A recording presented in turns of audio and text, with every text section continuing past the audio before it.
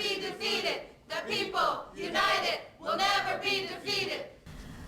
Good morning. I want to welcome everyone to this press conference in Atlanta, Georgia, which is a part of a day of global press conferences taking place all over the world.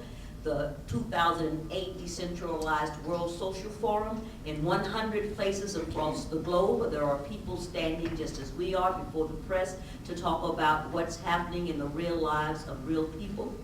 As we stand here on the eve of what is looking like an international collapse of the capital market, we want to declare that there are people all over the world who are saying that there must be real, true, and abiding change in the world. We want to thank the press for coming today. We appreciate your presence, and we know that you're going to help us spread this story of change that is not only sweeping across the United States, but is sweeping across the globe.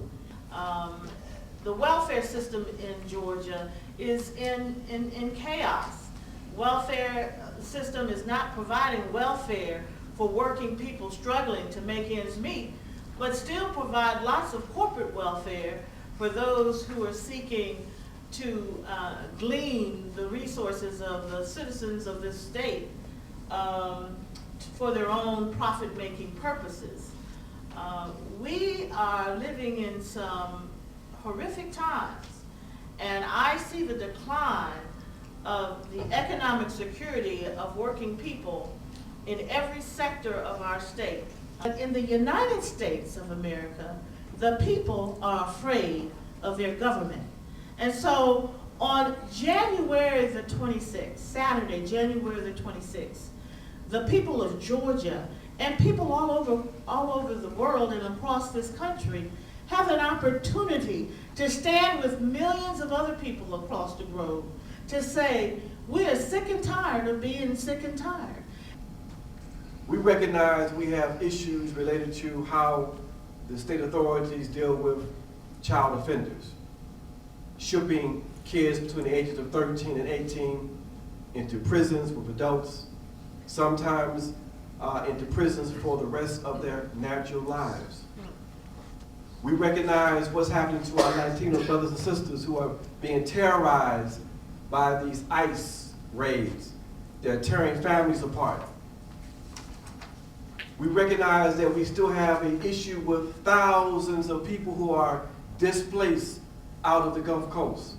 We know that this country, this nation state, is deeply implicated in the affairs of countries around the world, from Afghanistan to Zimbabwe, from Colombia to Haiti, to Nepal, to Serbia.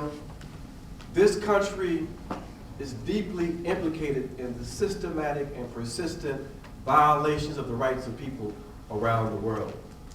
We are here representing the people in the movement across the border against the deadly wall of death that's being built. And part of its history is the Treaty of Guadalupe Hidalgo brought forth a massive militarization along the border. The lands taken away from the indigenous peoples, and basically a war on migrants now in the U.S. 3,930 U.S. soldiers have already been killed in the Iraq War. 4,237 soldiers from other countries and the U.S. have been killed. There's an estimate, the lowest number estimate that we have is 88,000 Iraqis, civilians, have been killed in this Iraq War. On the more probably realistic side of it, 1.2 million. We're working on a militarization campaign to end the proliferation of military bases, specifically foreign bases. There's many French bases in Africa. There's AFRICOM that's going up right now in Africa. There's also commands in the Pacific, commands all over the world where the U.S. has reached out and is solidifying not only their putting their roots down military-wise, but also economically. There should not be any poverty here in a country that gives so much money out for war, where we have people who are hungry, looking for places to stay, looking to get warm right now. And so when we think of New Orleans, we think of a city that was impacted by a man-made disaster. And here we're going on 3 years later, and they're fighting for housing. It's not a public housing issue. It's not just for those homeless people at Duncan Plaza who are now laying on the bridge on North Claiborne Avenue. It's about affordable housing that people had at least some level of it before Katrina. And right now they're fighting just to be able to have any place to stay with a roof over their head. Call 404-622-7778. And that's if you want to get on board with this People's Caravan and Assembly. You can go to www.ga-hungercoalition.org. And I think it's our responsibility as freedom fighters in the world, as people who are part of this social forum process, as people who are standing up to the call for truth, justice, life, and love, to also stand up in solidarity and do all we can to find out real information about what's happening in Kenya and to do what we can do to alleviate some of the suffering and some of the killings that have been happening there over the past 3 weeks. I do also want to take a moment to thank independent media for being here today, because we have WRFG Community Radio who is here, and Artemis Productions who is here. And I wanted to bring them up and thank them for being here, because we don't see corporate media necessarily here. And we know from following the discussions that they're not discussing the real issues that go on in this country or in the world. They're not discussing how we're living in a recession right now in this country. The dollar is dropping, and anybody out here on the street on Auburn Avenue could tell you that, and any economist who isn't lying could tell you that. So why don't we know? Why is that not part of the presidential election discussion? We are in a recession. There are people dying on a daily basis at the U.S.-Mexico border. That is a major story, and that should be in the media, but it's not.